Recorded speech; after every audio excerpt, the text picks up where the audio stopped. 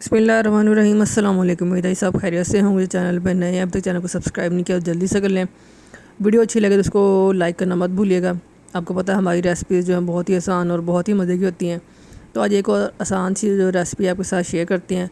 यहाँ मैंने 4 ब्रेड के स्लाइस लिए हैं और इनके जो किनारे हैं वो हम काट लेंगे।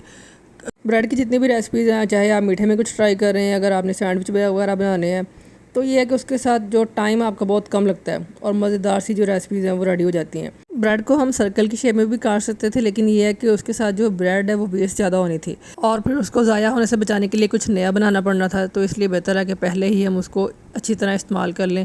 तो इस रेसिपी को बनाते हुए हमारे तकरीबन हार्डली 10 मिनट लगेंगे और हमारी जो मज़ेदार सी है वो रेसिपी तैयार हो जाएगी। चलें जी, ये ब्रेड की कटिंग हो गई है।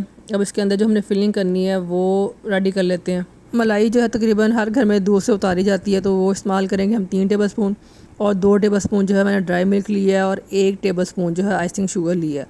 अब इनको अच्छी तरह हमने मिक्स कर लेना है। अगर आइसिंग शुगर नहीं है तो आप दूसरी जो है शुगर इस्तेमाल कर सकते हैं। अगर आप उसको पीस लें तो ज़्यादा बेहतर है, क्योंकि जल्दी मिक्स हो जाएगी। चम्मच की मदद से हम इसको स्लाइस पे लगाएंगे और मैंने कोशिश की थी कि ये जो फिलिंग हमने रेडी की है अच्छी तरह लग जाए और जो है हमें खाते हुए मतलब फीका सा टेस्ट ना आए और हर बाइट में जो है टेस्ट ज़बरदस्त आना चाहिए।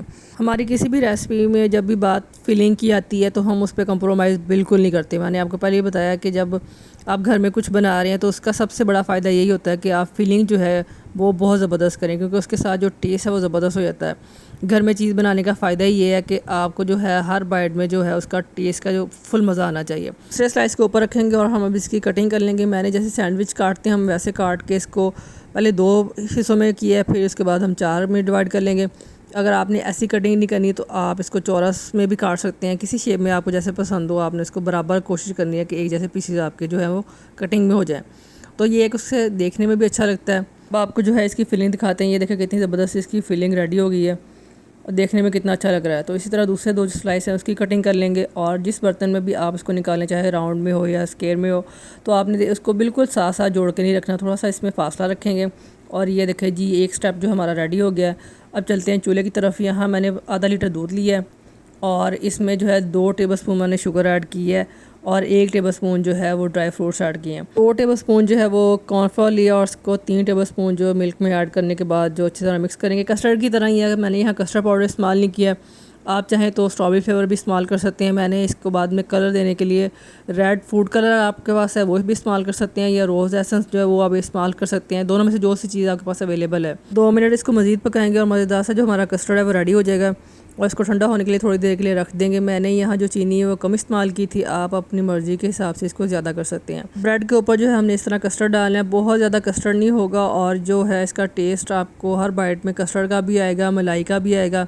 बहुत ज़बरदस्त जो हमारा मीठा है वो रेडी हो जाएगा। अब जो है ड्राई फ्रूट्स के साथ इसकी गार्निश करते हैं। मैंने यहाँ बादाम और पिस्ते लिए। आप अगर अकेले बादाम है या जो भी ड्राई फ्रूट्स आपके पास हैं वो इस्तेमाल कर सकते हैं। और ये थी हमारी आज की आसान सी रेसिपी। इसको ठंडा होने दें फ्रिज में, 2-3 घंटे बाद आप इसको मज़े से खाएं। उम्मीद है आज की जो रेसिपी आपको बहुत ज़्यादा पसंद आई होगी। अपना बहुत सारा ख्याल रखिएगा, दुआओं में याद रखिएगा। ओके जी, अल्लाह हाफिज़।